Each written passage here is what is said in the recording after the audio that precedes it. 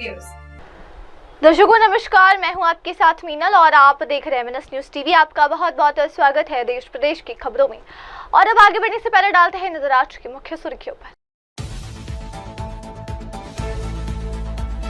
भाजपा सरकार के 11 साल पूरे हुए, पूर्णिया से सांसद पप्पू यादव का हमला, कहा नीतियां झूठ पर आधारित है। उत्तर भारत में लू का प्रकोप जारी, दिल्ली NCR में तापमान 45 डिग्री के पार, IMD ने जारी किया येलो अलर्ट। मुंब्रा ट्रेन हादसे के बाद रेलवे का बड़ा हादसा, मुंबई लोकल में अब होंगे स्वचालित दरवाजे, चरणबद्ध तरीके से लागू होगा सिस्टम। और अब खबरें विस्तार के साथ। केंद्र में भारतीय जनता पार्टी सरकार के 11 साल पूरे होने पर पूर्णिया से निर्दलीय सांसद पप्पू यादव ने तीखा हमला बोला है। उन्होंने भाजपा की नीतियों को झूठ पर आधारित बताते हुए सवाल उठाए कि सरकार शिक्षा और स्वास्थ्य जैसे बुनियादी मुद्दों पर चुप क्यों है।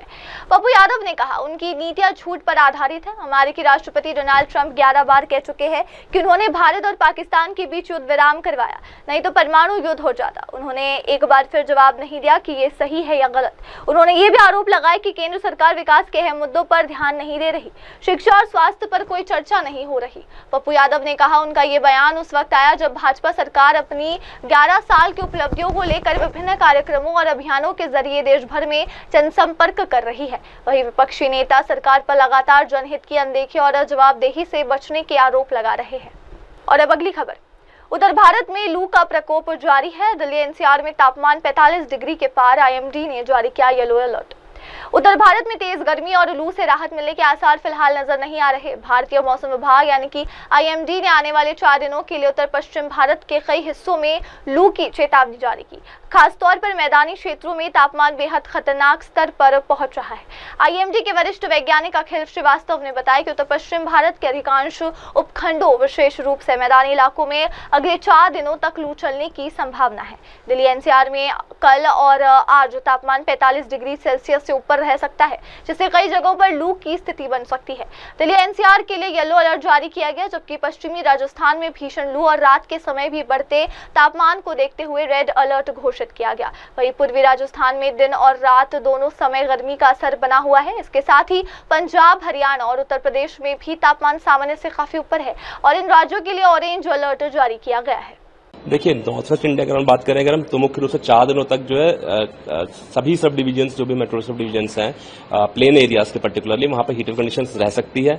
दिल्ली NCR पर बात करें तो कल 42 से 44 डिग्री सेंटीग्रेड मैक्सिमम टेम्परेचर थे। अनुमान ये है कि आज और कल जो है ये 45 डिग्री सेंटीग्रेड को भी क्रॉस कर सकते हैं, जिसके लिए आइसोलेटेड प्लेसेस पर हीटिव कंडीशंस बन सकती हैं और येलो अलर्ट दिया गया है। बाकी क्षेत्रों की बात करें नॉर्थ ईस्ट इंडिया के, जैसे वेस्ट राजस्थान है, वहां पर सीवियर हीटिव कंडीशंस भी बन रही हैं। साथ साथ में मैनी प्लेसेस पर हीटिव कंडीशंस चल रही हैं, जिसको देखते हुए वहां पर रेड अलर्ट भी इशू किया गया है, क्योंकि वहां पर वार्म नाइट कंडीशन भी बन रही है, यानी कि जो रात्रिक तापमान है वो भी नॉर्मल से अधिक चल रहे हैं। तो वेस्ट राजस्थान में रेड अलर्ट है अगले 2 दिनों के लिए।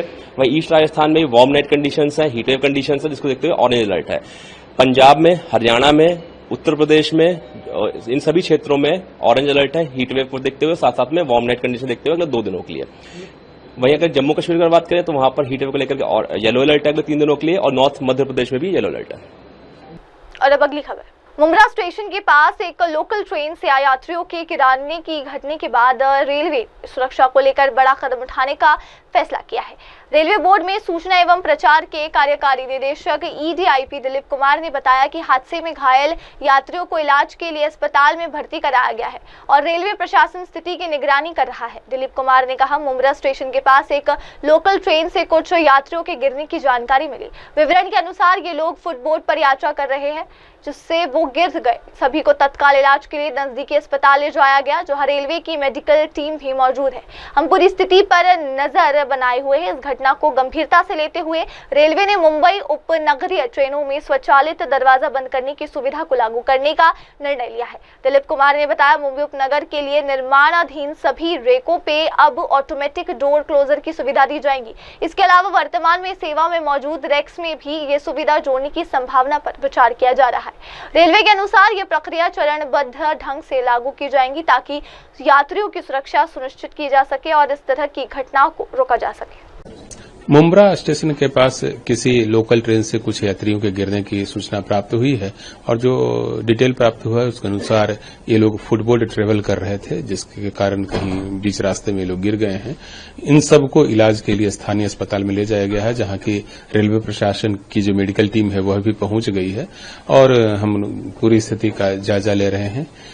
इन सब के मद्देनजर और इस प्रकार की घटनाओं को रोकने के लिए रेलवे ने फैसला लिया है कि भविष्य में जितने भी निर्माणाधीन रेक है मुंबई सबअर्बन के लिए, उन सब में ऑटोमेटिक डोर क्लोजर की फैसिलिटी उपलब्ध कराई जाए।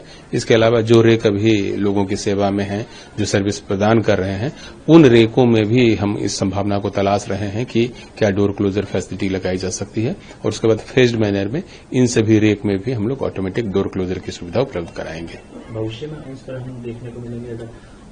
रिसेंट पास्ट में जो भी रेक देश में मैन्युफैक्चर किए जा रहे हैं, जैसे कि वंदे भारत एक्सप्रेस के रेक हों, नमो भारत रैपिड रेल के रेक हों या फिर अमृत भारत के रेक हों, इन सब में हम लोगों ने ऑटोमेटिक डोर क्लोजर की फैसिलिटी उपलब्ध कराई है। जो एलएचबी रेक्स हैं उसमें भी बहुत सारे रेक्स में, खास करके तेजस राजधानी जैसे ट्रेनों में हम लोगों ने ऑटोमेटिक डोर क्लोजर की फैसिलिटी उपलब्ध कराई है। इसी तरह से मुंबई सबअर्बन के लिए तथा साउथ में भी कई नए रेक खास करके सबअर्बन सिस्टम में चलाने के लिए बनाए गए थे, उनमें भी हम लोगों ने ट्रायल बेसिस पे ऑटोमेटिक डोर क्लोजर की फैसिलिटी उपलब्ध कराई है। तो निश्चित रूप से मुंबई सबअर्बन और उसके बाद बाकी हिस्सों में भी इस पर हम काम करेंगे। ये भी देख पा रहे ऑटोमेटिक जो डोर क्लोजर होते हैं उससे इंसिडेंट्स में भी काफी कमी है। बिल्कुल, हमारी कोशिश है कि यात्री सुरक्षित और आरामदायक यात्रा कर सके और इसीलिए यह एक फैसला लिया गया है। और अब अगली खबर, जहां पर खूंखार गैंगस्टर्स AK-47 चलाने की प्रैक्टिस करते थे, उस जगह का वीडियो सामने आया है। यह देश के कोने कोने से खूंखार गैंगस्टर्स गोली चलाने और किसी का मर्डर करने की प्रैक्टिस किया करते थे। राजस्थान के धौलपुर में गैंगस्टरों ने मर्डर करके और AK-47 चलाने के लिए खुद का शूटिंग रेंज बना डाला। यहाँ तमाम लोगों को मारने की ट्रेनिंग दी जाती है। धौलपुर के बिहार में गैंगस्टर के शूटिंग रेंज का वीडियो सामने आया है। इस वीडियो में साफ दिख रहा है कि कैसे पहाड़ को काटकर फिल्मी अंदाज में शूटिंग रेंज को बनाया गया। देश के तमाम गैंगस्टर इसी शूटिंग रेंज में प्रैक्टिस करते थे, यहीं से वो अपने गैंग पर कमांड भी रखते थे। हाल ही में धौलपुर के डकैत जितेंद्र उर्फ जीतू चंबल को जयपुर में AK-47 दिलाने में मदद करने वाले आरोपी शिवराज सिंह को गिरफ्तार किया गया। गुरुवार को AGTF ने उसे अरेस्ट किया है। इसके बाद गैंगस्टरों के शूटिंग रेंज का खुलासा हुआ। हरियाणा के यमुनानगर में हुए मर्डर के आरोपियों ने भी इसी शूटिंग रेंज में ट्रेनिंग ली थी। रामदत्त सभी तरह के हथियारों को चलाने की ट्रेनिंग देता था। यहाँ पर एक से बढ़कर एक गैंगस्टर हथियार चलाने की प्रैक्टिस करते थे।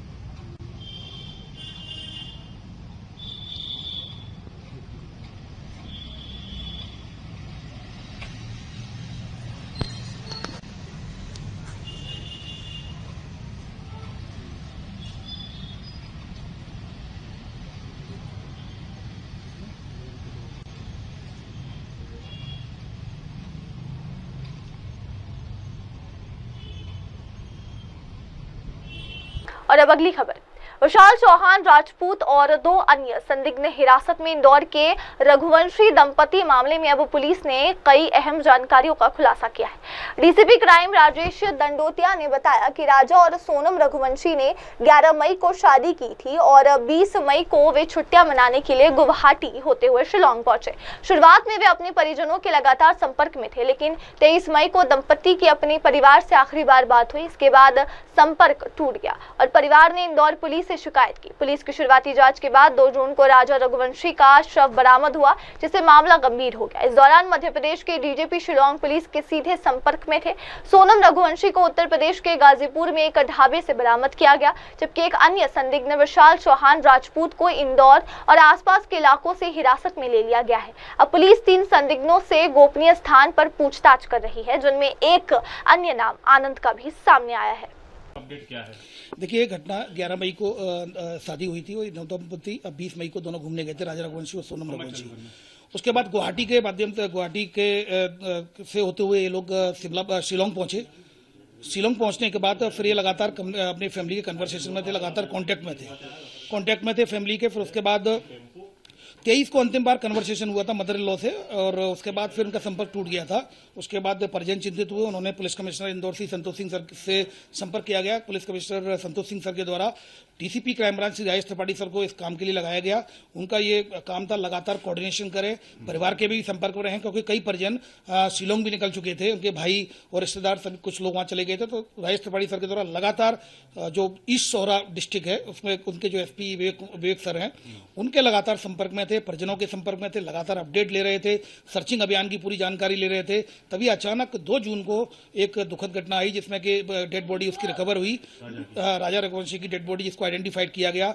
जब ये डेड बॉडी रिकवर हुई तब ये काफी ज्यादा सेंसिटिविटी इसकी बढ़ी, लगातार सघन अभियान और तेज से चलाया गया। डेड बॉडी रिकवर होने के बाद सोहरा थाने में अपराध क्रमांक 7/25 सेक्शन 109 103 सेक्शन 103 309 238 बीएनएस के तहत केस रजिस्टर किया गया। मर्डर का केस रजिस्टर किया जाने के बाद और डीजीपी मध्य प्रदेश श्री कैलाश मकवाना सर के द्वारा डीजीपी मेघालय सर से लगातार संपर्क में रहे, लगातार बात की गई और बहुत कॉम्पैक्ट, क्योंकि अंदेशा था कोई भी ऐसी घटना हो सकती है, तो लगातार सर्चिंग अभियान को और तेज किया गया। तभी ऐसी खबर आई शिलांग पुलिस के द्वारा कि एक यूपी के गाजीपुर डिस्ट्रिक्ट में नंदबाग पुलिस थाने के अंतर्गत थाने पुलिस के द्वारा सोनम रघुवंशी को रिकवर कर लिया गया है। सोनम ये कल रात्रि की ये बात है जो सूचना मिली थी। उसके बाद शिलांग पुलिस ने कल शाम को ही यहाँ पर इंदौर पुलिस से संपर्क किया, चूंकि लगातार कोऑर्डिनेशन में थे ही, संपर्क में थे ही, और एक कॉम्पैक्ट अभियान चलाया गया जिसमें कि 3 जो सस्पेक्ट थे उनको राउंड अप किया गया, दोनों इंदौर पुलिस और जो शिलांग पुलिस है। और इसमें तीनों के जो नाम है, राज कुशवाहा नंबर 1, नंबर 2 उसमें विशाल चौहान था और नंबर 3 आपका आकाश राजपूत, इन तीनों को हिरासत में लिया गया, जिसमें 2 इंदौर से हिरासत में लिया गया, 1 इंदौर के पास से हिरासत में लिया गया है। ये शिलांग पुलिस के अभी हिरासत में है और शिलांग पुलिस से इनसे पूछताछ कर रही है। इन्वेस्टिगेशन यस इंदौर में पूछताछ कर रही है, डिस्क्रीट स्थान पर है, और इन्वेस्टिगेशन में आए हुए तथ्यों के आधार पर वो जो भी कार्रवाई करेंगे आपको मीडिया को प्रत्यक्ष से अवगत कराया जाएगा। चौथा कौन है सर इसमें? चौथा इसमें एक सस्पेक्ट आनंद करके नाम आया है, उसके भी तलाश जारी है। सोनम के किससे संबंध है सर? इस बारे में कोई भी जानकारी नहीं मिली है। इन्वेस्टिगेशन का पार्ट ऑलरेडी शिमला पुलिस के द्वारा किया जा रहा है, इन्वेस्टिगेशन का पार्ट शिलांग पुलिस के द्वारा किया जा रहा है। तो अब उनके बाद जो भी इन्वेस्टिगेशन तथ्य आएगा मीडिया को प्रत्यक्ष से अवगत कराया जाएगा। भूमिका के बारे में कुछ शिलांग पुलिस अभी कुछ भी शिलांग पुलिस के द्वारा हमसे सिर्फ वो सस्पेक्ट शेयर किए कि इन लोगों को हमको लेना है।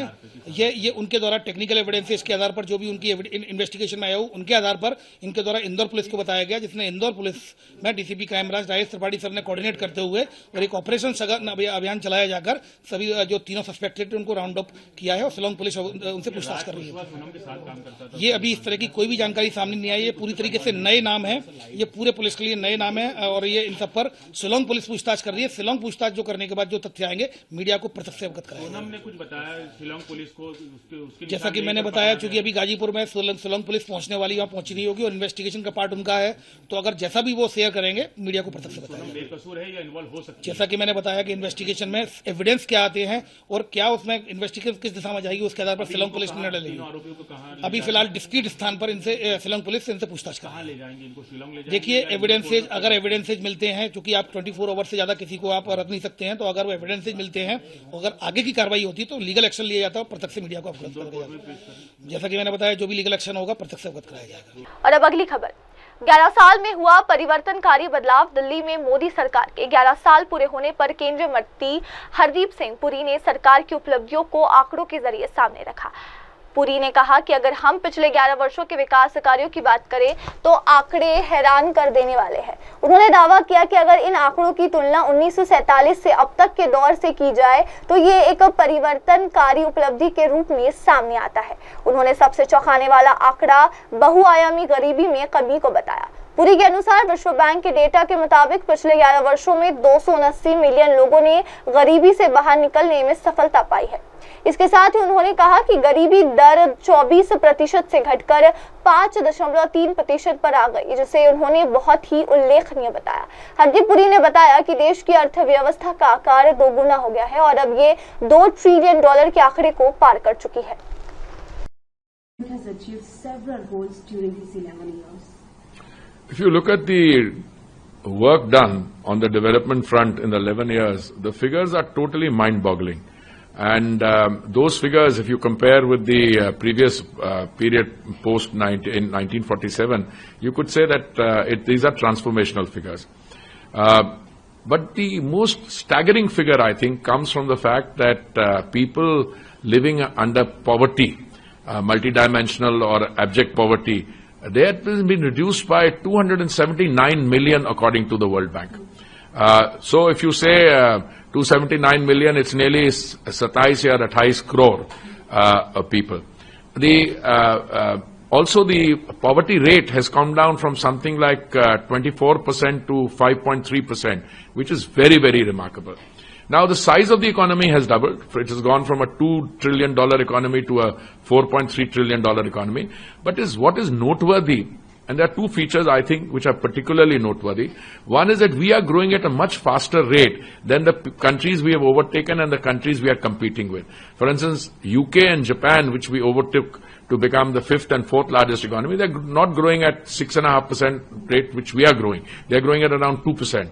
And Germany, which we have to compete with in terms of growth, that is also growing only at that 2-3%. Whereas we are growing at 6.5%. Last quarter was 7.4%.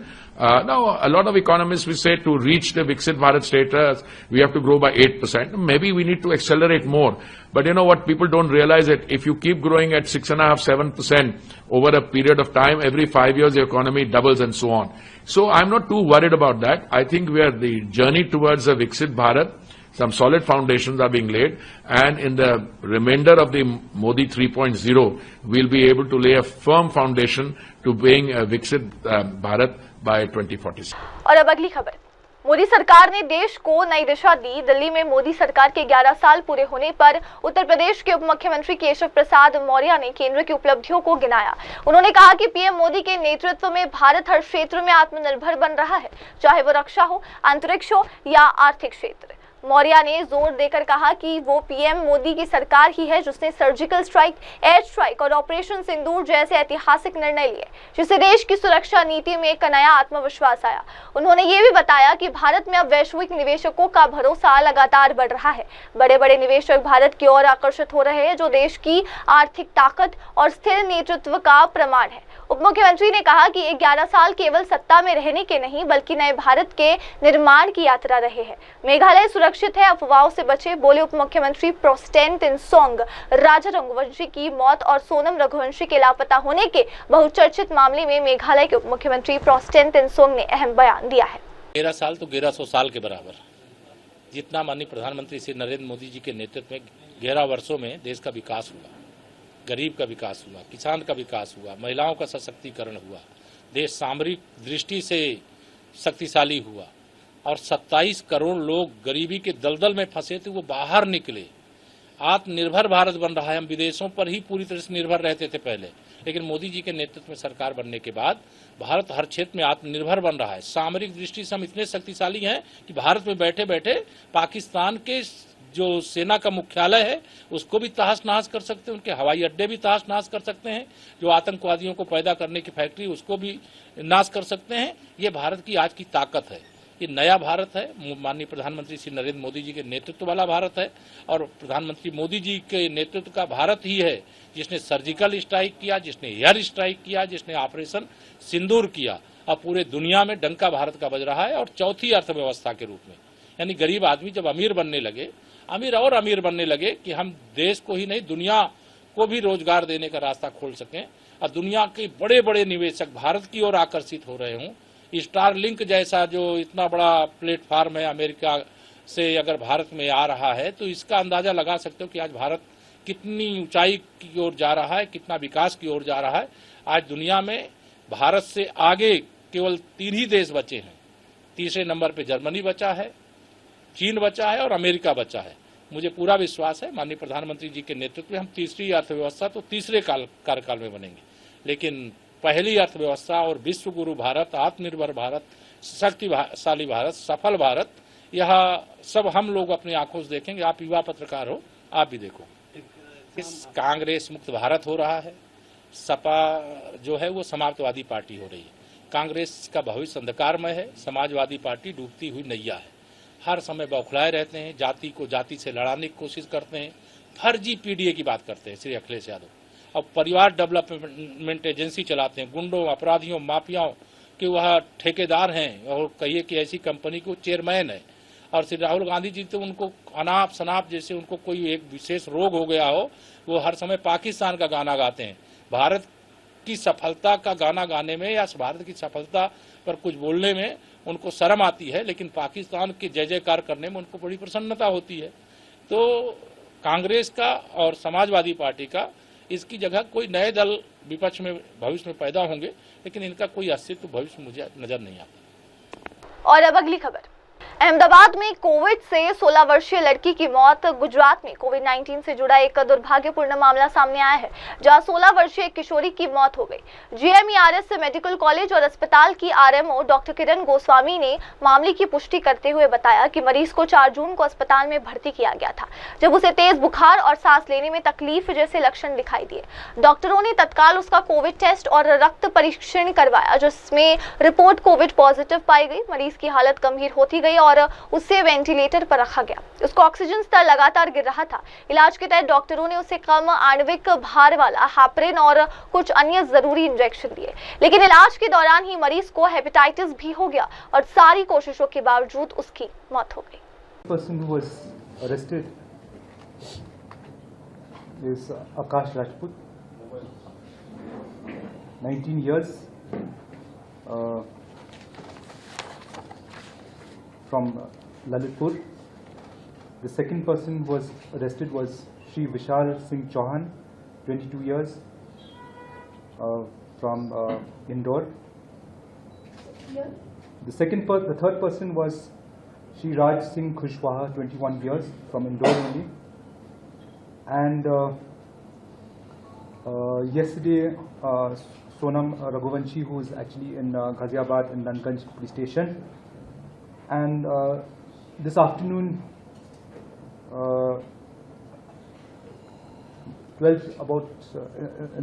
in mid-noon, we had arrested Anand Kurmi, 23 years, in Basahari village, Sagar district, Madhya Pradesh. So these are the 4 people who have been arrested, plus 1 person who is actually detained in Nandgarh police station. A team is heading there. 2 teams had gone on the 8th, and the Sunday. The raid was conducted yesterday along with UP police and Madhya Pradesh police. The 3rd team is on its way to UP to actually cause arrest of Sonam Raghuvanshi. So the first arrest was of Anand and rather than his accomplice and not this girl, Sonam Raghuvanshi. Well, okay, let me take the question. Yeah, see, the arrest happened last night at around 10 o'clock, night time. Then in due course of time, again the second one, the third one, and the latest one happened this morning, as rightly mentioned by our SP, Mr. Vivek Sen. That is the last one. And in between of that, again, the lady, so-called wife of late Raja, again surrender herself to the nearest police station. What was the difficulty in arresting them here? Come again? What was the difficulty in arresting the accused here? Well, I think you understand the challenges that we have. Sir, I'll just take yeah, this. Then, yeah.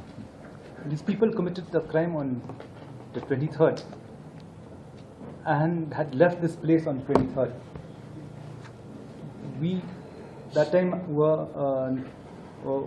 time we didn't know whether it was murder. We were looking for them, looking for tourists who actually probably would have been lost.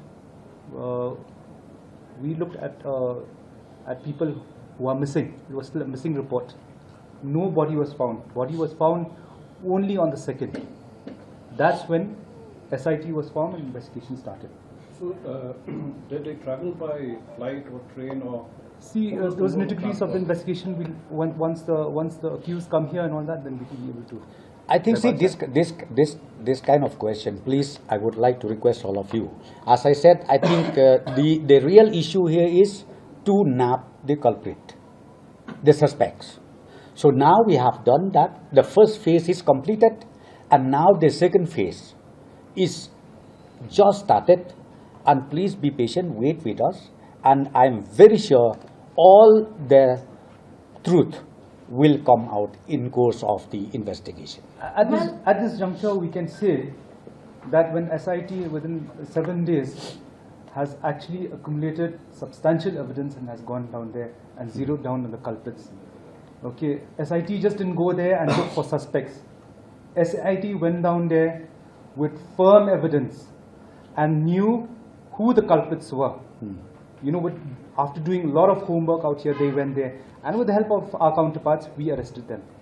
It's not that, you know, we just took a shot in the sky. It was a lot of substantial evidence, a lot of ground spade work was done.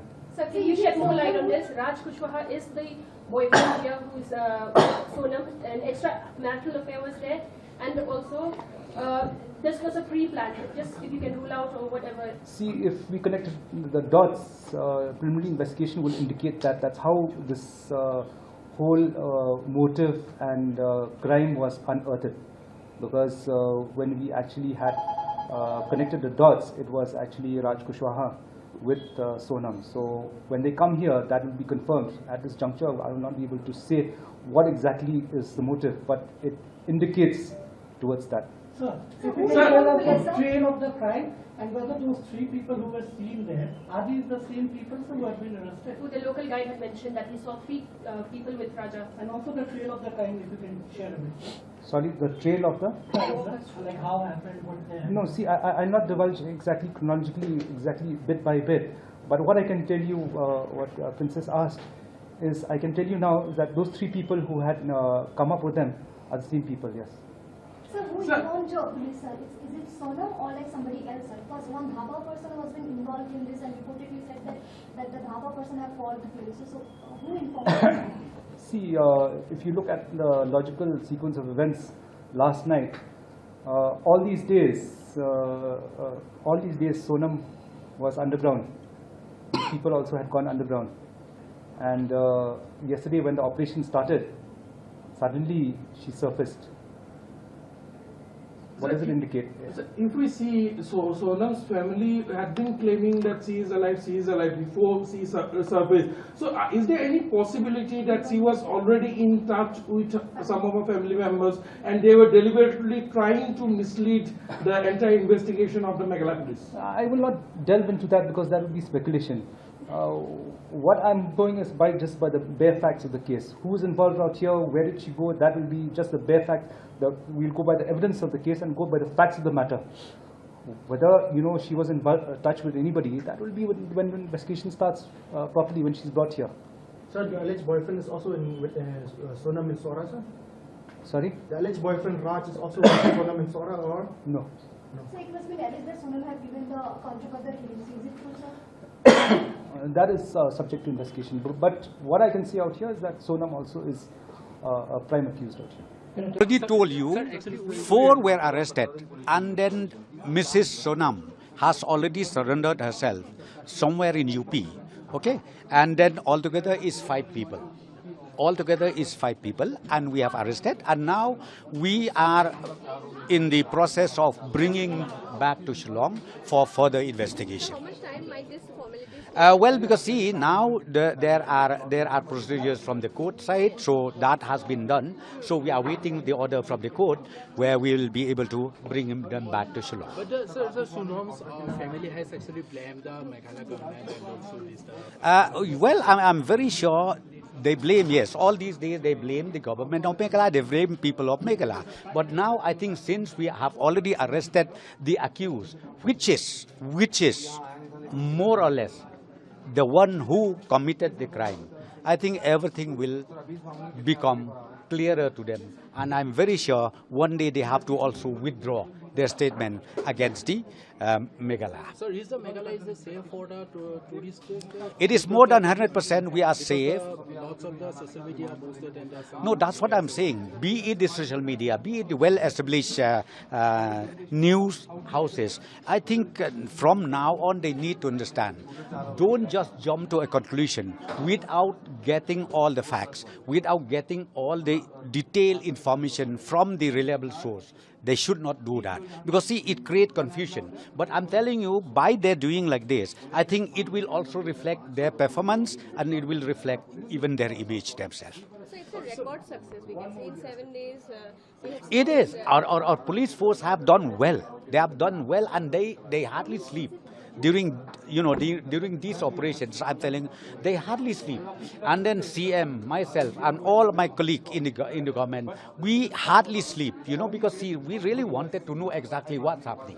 So we have done it, and I'm very sure with this breakthrough, everybody will be able to sleep well. So these arrests has been made by the joint operation? Yeah. So the rule says that whenever you enter other states, you need to also get the cooperation from our counterpart. So after getting all the details from our side, so our police team also from Meghalaya, they requested help them out for getting them arrested. Thank you. और अब अगली खबर। दिल्ली दौरे पर कर्नाटक के deputy CM DK Shivakumar Delhi में नगर निगम अधिकारियों के साथ बैठक करने के बाद कर्नाटक के deputy CM DK Shivakumar ने राजधानी के शहरी विकास नीतियों की सराहना की। उन्होंने कहा, दिल्ली एक ऐतिहासिक और योजनाबद्ध शहर है जिसकी आबादी बैंगलोर से दोगुनी है। यहाँ की सबसे बड़ी चुनौतियां और शहर नियोजन, अपशिष्ट प्रबंधन और निर्माण उपनियम। शिव कुमार ने बताया कि उन्होंने हैदराबाद और चेन्नई का भी दौरा किया, लेकिन दिल्ली में आकर नई शहरी नीतियों को समझना विशेष रूप से उपयोगी रहा। उन्होंने कहा, अगर कोई शहर योजनाबद्ध नहीं है तो वो टिक नहीं सकता। दिल्ली के अधिकारियों ने आने वाले 25 से 30 वर्षों के लिए की गई शहरी योजना की विस्तृत प्रस्तुति दी। डीसीएम ने बताया कि वे ओखला अपशिष्ट प्रबंधन साइट का दौरा भी करेंगे, जहां पर बायोगैस संयंत्र के जरिए कचरे को संसाधित किया जाता है। उन्होंने स्वीकार किया कि बेंगलुरु में अपशिष्ट से ऊर्जा उत्पादन की योजना सफल नहीं हो सकी, जबकि दिल्ली ने इस दिशा में मॉडल स्थापित किया है। एडमिट है, 2 पेशेंट हमारे 7th फ्लोर पे आइसोलेशन वार्ड बना है, उसमें 2 पेशेंट नॉर्मल O2 पे है और पेशेंट की कंडीशन बहुत ही अच्छी नॉर्मल है और एक पेशेंट आईसीयू में एडमिट है, उसकी 65 ईयर एज है।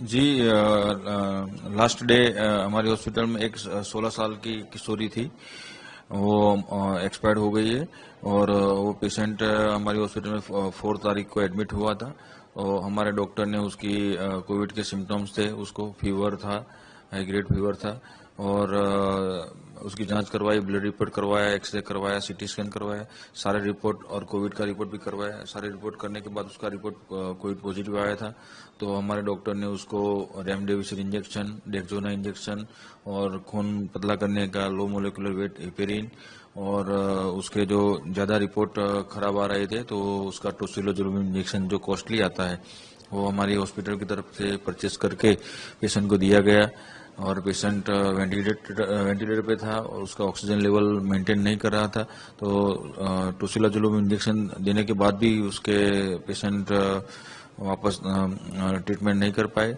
और पेशेंट कल एक्सपायर हो गया।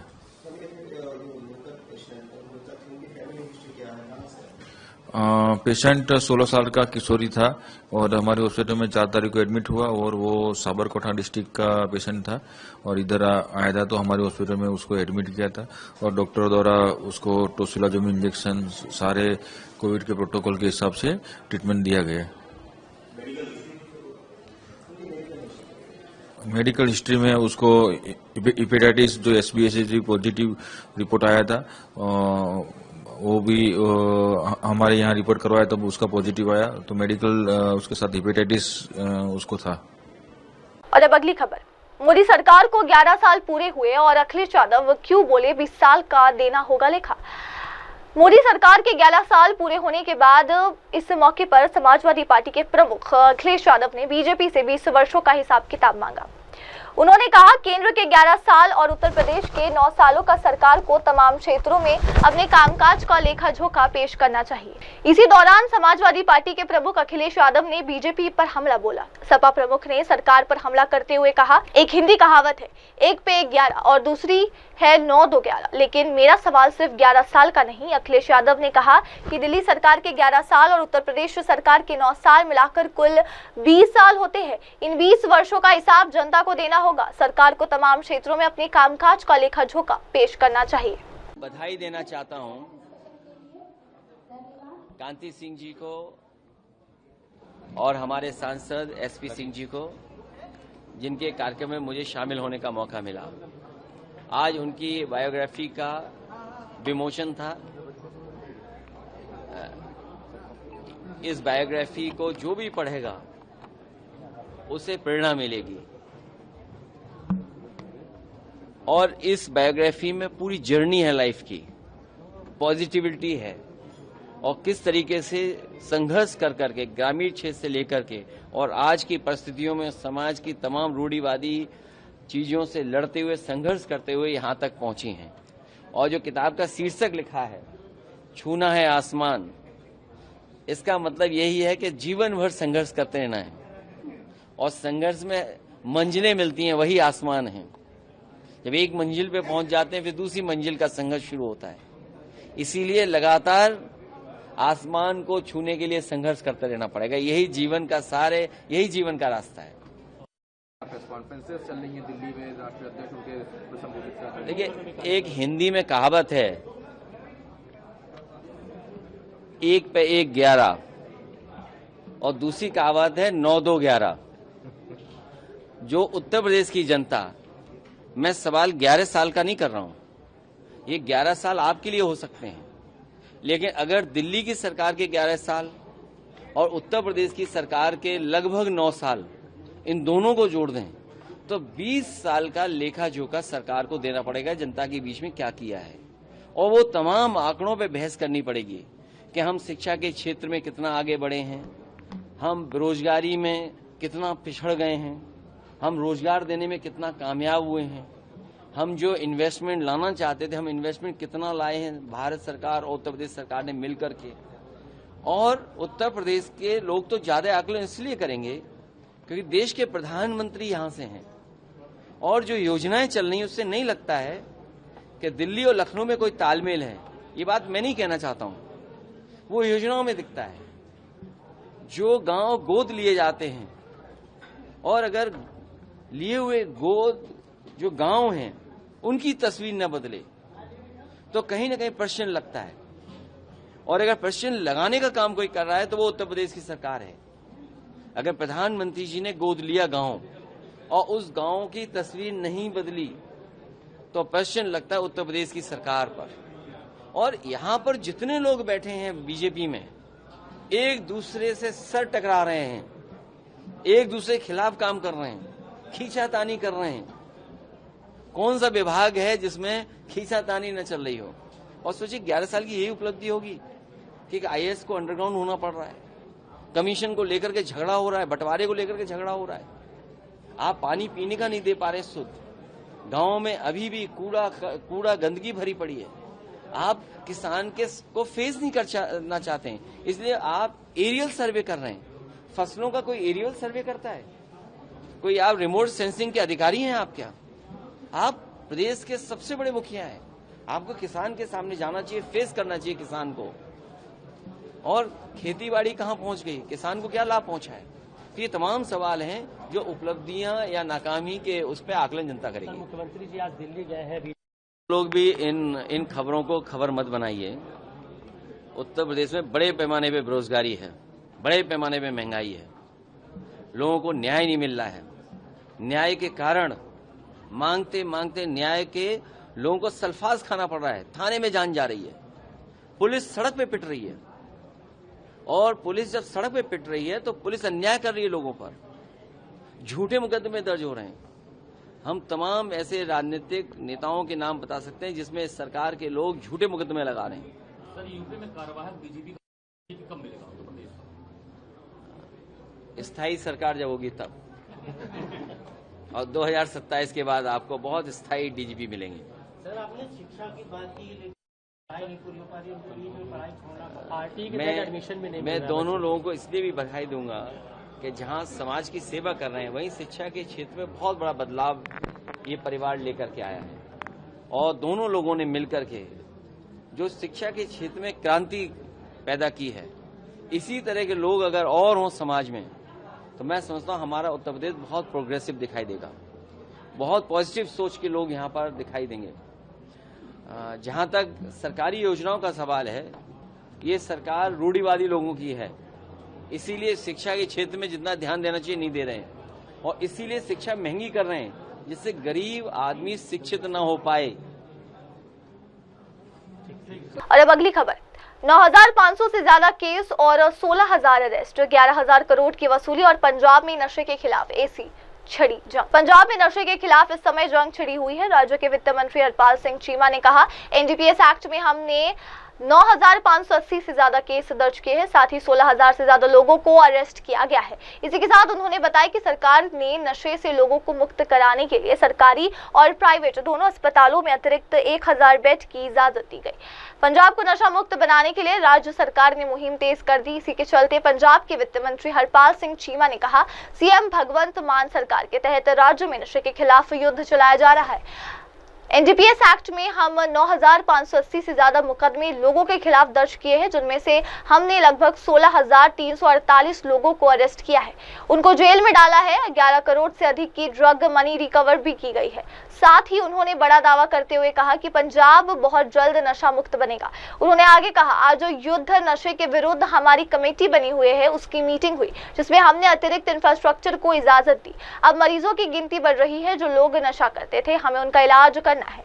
हमने अतिरिक्त बुनियादी ढांचे की अनुमति दी है, जिसमें सरकारी और निजी अस्पतालों में अतिरिक्त 1,000 बेड और 200 साइकियाट्रिस्ट शामिल है, जिनमें हम सूचीबद्ध करेंगे।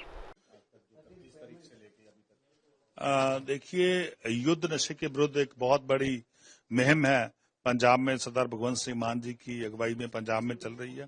आज तक एनडीपीएस एक्ट में हमने 9,000 से ऊपर मुकदमे जो है लोगों के खिलाफ दर्ज किए हैं। 9,580 जो मुकदमे अब तक दर्ज हुए हैं, जिनमें से हमने लगभग 16,348 लोगों को उनको अरेस्ट किया है, उनको जेल में डाला है। तो बहुत बड़ी ह्यूज रिकवरी हुई है। तो 11 करोड़ से ऊपर जो ड्रग मनी, वो भी डिफरेंट पीपल से अब तक हमने रिकवर किया है। तो ये बहुत शानदार हमारी मुहिम चल रही है। बहुत जल्द पंजाब जो है वो नशा मुक्त बनेगा। आज जो युद्ध नशे के विरुद्ध हमारी कमेटी बनी हुई है, उसकी आज मीटिंग हुई, जिसमें हमने एडिशनल इंफ्रास्ट्रक्चर जो है उसको अलाउ किया है कि जो हॉस्पिटलों में जो, क्योंकि अब मरीजों की गिनती बढ़ रही है, जो लोग ड्रग एडिक्ट थे, जो नशा करते थे लोग, उनका इलाज भी हमने करना है। तो उसका इलाज के लिए हमने 200 साइकोलॉजिस्ट जो है उनको भर्ती करने का फैसला किया है और 1,000 एडिशनल बेड जो है उसका बेसिक जो इंफ्रास्ट्रक्चर है उसको और स्ट्रेंथनिंग किया है। और इसके अलावा 1,000 बेड जो है वो प्राइवेट जो हॉस्पिटल हैं, प्राइवेट नर्सिंग होम है, उनमें भी हमने अलाउ किया है, ताकि जहां कोई गिनती बढ़ेगी, जब थोड़ी इंक्रीज होगी, तो उन मरीजों को हम प्राइवेट में भी शिफ्ट कर सकते हैं। बिल्कुल, जो स्कैटरिस्ट हैं वो हमने भर्ती करने का फैसला किया, उनको हम पैनल करेंगे, उनको हर डेली वो 2 घंटे हमें सेवाएं देंगे। तो उसके लिए हम 3,000 रुपया देंगे उनको, यानी कि 1,500 रुपया पर आवर के लिए उनकी हम सेवाएं जो है ले लेंगे। और अब अगली खबर, जंगल के बीच स्थित लकड़शाह सहित 4 मजारे ध्वस्त, डीएफओ बोले नहीं दे सके कोई कागज। बहराइच के करतियान घाट वन्यजीव प्रभाव के मुर्थिया रेंज में जंगल के बीच स्थित लकड़शाह, भंवरशाह, चमनशाह और शहनशाह मजार को वन विभाग ने बुलडोजर से हटवा दिया। डीएफओ बी शिवशंकर ने बताया कि बेदखली की नोटिस दी गई थी। मजारे बाग बाहुल्य स्थान पर स्थित थी। मजार के जिम्मेदार सिर्फ 1986 का एक कागज दे सके, लेकिन 1986 से पहले ये जमीन किसकी थी इस संबंध में कुछ भी बता नहीं सके, जिसके बाद सुनवाई कर कार्रवाई की गई। मामले में वन विभाग की तरफ से से देर रात आधा दर्जन से अधिक बुलडोजर चलाकर लक्कड़ शाह, भंवर शाह, चमन शाह एवं शहनशाह की दरगाह के नाम पर किए गए अतिक्रमण को जमींदोज कर दिया गया है। डीएफओ ने बताया कि अतिक्रमण का मामला काफी दिनों से न्यायालय में चल रहा था, जिसमें वन विभाग के विपक्ष में फैसला आया था, जिसके बाद से अतिक्रमणकारियों को नोटिस देकर स्वतः अतिक्रमण हटाने के लिए कहा गया था। लेकिन काफी समय बीत जाने के बाद भी जब अतिक्रमण नहीं हटाया गया तो देर रात बुलडोजर की कार्रवाई करके चारों मजारों को ध्वस्त कर दिया गया। मजारों के मलबे को भी तेजी से हटाया जा रहा है।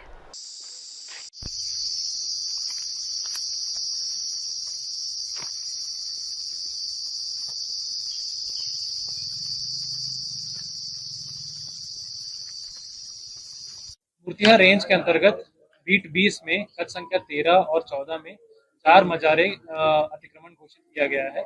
उसका अनुपालन कल शाम को शुरू करके जितने भी मजारे 4 मजारे हैं, लक्कड़ शाह, भंवर शाह, चमन शाह और शहनशाह। क्या वहाँ पर मीडिया के जाने पर रोक लगा दी गई है क्या? जंगल क्षेत्र है वो, तो इसीलिए अभी तक तो जंगली जानवर होने की संभावना है, इसलिए वहाँ पर मानव वन्य संघर्ष को रोकने के लिए ही लगाया गया। सर, कितने लोगों का बंद कर दिया क्या? वो तो चालू रोड है और चालू रोड के लिए देखिए, रोड के लिए कोई दिक्कत नहीं है, अंदर जाने के लिए रोड पे थोड़ी है वो। बैरिकेडिंग लगा करके सभी को रोका जा रहा है वहाँ पर। केसी भी लगाई गई है क्या? जी, केसी लगाई गई। सर, ये मौजूदगी में ध्वस्तीकरण हुआ है? नहीं, हमारे वन विभाग की मौजूदगी केसी लगी थी, केसी लगी थी, रोड पे लगी थी। बुलडोजर चलाया गया है, ये तो अतिक्रमण को हटाने के लिए जो भी प्रयास किया गया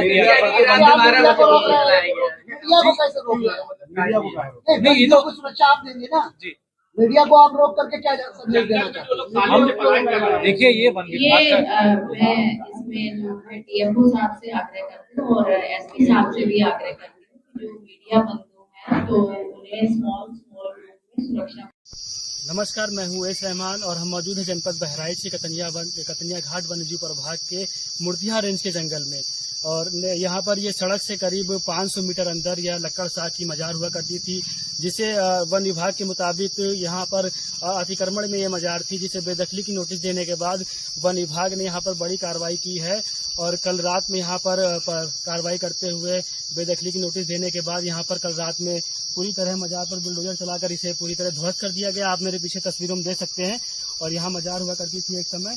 और यहाँ पर अगर कमेटी की माने तो यहाँ पर एक वर्षों पुराना यहाँ पर रिकॉर्ड है, इसका जो दस्तावेज भी उसके मौजूद है। यहाँ हाईकोर्ट में उन्होंने हाईकोर्ट का दरवाजा खटखटाया है, लेकिन अभी उनका मामला उसमें लंबित है और जिसके बाद ये वन विभाग की कार्रवाई हो गई। हालांकि डीएफओ ने यहाँ पर पूरा प्रशासनिक अमला रास्ते ही मौजूद है और सीओ नानपारा, सीओ मीपुरवा और यहाँ पर पीएसी तैनात है, एसएसबी की फोर्स है और वन विभाग की विभिन्न रेंजों की टीम यहाँ पर तैनात है। और यहाँ पर आप देख सकते हैं चारों ओर पूरी तरह यहाँ पर मजार को ध्वस्त कर दिया गया है। पूरी तरह यहाँ पर मजार का नामो निशान यहाँ पर निस्त नाबूद कर दिया गया है और एक बड़ी कार्रवाई कही जाएगी। यहाँ पर अतिक्रमण बताते हुए वन विभाग ने यहाँ पर एक मजार को वर्षों पुराने लोगों की यहाँ पर आस्था जुड़ी थी, जिसके बाद ये कार्रवाई हुई है। और अब आगे बढ़ते हुए देखते हैं अगली खबर। अयोध्या में जमीन खरीदना अब और भी महंगा। 8 साल बाद 30 से 200% तक बढ़ा सर्किल रेट। रामनगरी में लंबे इंतजार के बाद आखिरकार जमीन के सर्किल रेट में वृद्धि कर दी गई। 2017 के बाद सर्किल रेट बढ़ाने में जिला प्रशासन को 8 साल लग गए। सर्किल रेट में अलग अलग क्षेत्रों में 30 से 200% तक की वृद्धि की गई। ये आदेश 7 जून से जारी किया गया है, लेकिन नई दर पर जमीन की रजिस्ट्री सोमवार से शुरू हुई। उप निबंधक सदर शांति भूषण चौबे ने बताया कि जहां ज्यादा जमीन के बेनामी हो रहे थे, वहां 150 से 200% तक की बढ़ोतरी की गई, जबकि अन्य क्षेत्र में 30 से 40% की वृद्धि हुई। इनमें जमीन के उपयोग और स्थान को आधार बनाया गया है। सर्किल रेट बढ़ने के बाद सबसे महंगी जमीन शहर के रिकाबगंज, देवकाली और अवध विहार आवासीय योजना में हो गई। राम मंदिर के आसपास के क्षेत्र की जमीन भी पहले से काफी महंगी हो गई है। इन इलाकों में 26,600 से 27,900 प्रति वर्ग मीटर नया रेट लागू हुआ है। सर्किल रेट में वृद्धि आवासीय, कृषि और व्यावसायिक क्षेत्र में अलग अलग की गई। सर्किल रेट बढ़ाने का प्रस्ताव 4 सितंबर वर्ष 2024 को मांगा गया था। प्रस्ताव के आधार पर नई दरों की जिलाधिकारी टीकाराम फुंडे में मंजूरी प्रदान की गई। दिनांक 7 जून 2025 से नया मूल्यांकन सूची लागू किया गया है। एक कलेक्टर दरें हैं, तो संपत्ति का जो पंजीकरण होगा तो नई दरों पर उसका मूल्यांकन किया जाएगा। इसमें विभिन्न सेक्टर जो है, जैसे ग्रामीण क्षेत्र हैं, नगरीय क्षेत्र हैं या जो नेचर ऑफ प्रॉपर्टीज़ हैं, जैसे आवासीय हो गया, कृषि की भूमि हो गई या कमर्शियल व्यवसायिक भूमि हो गया, तो इनका अलग अलग सेक्टर में अलग अलग वृद्धि की गई है। जहाँ पर ऑलरेडी पहले दरें ज़्यादा थीं तो उन बाज़ारी मूल्य के बराबर थी, तो उनमें उसके सापेक्ष वृद्धि की गई है। जहाँ मूल्य बहुत ही कम था तो उसको बाज़ारी मूल्य के करीब लाने के लिए उसमें वृद्धि ज़्यादा की गई है। अमूमन 30 से 40% की वृद्धि जो है पूरे क्षेत्र में की गई है। धन्यवाद। कुछ क्षेत्रों में जहाँ पर दरें बहुत कम थी और वहाँ प्रतिफल के आधार पर बनामे ज़्यादा हो रही थी, वहाँ पर लगभग 150% से 200% की वृद्धि की गई है।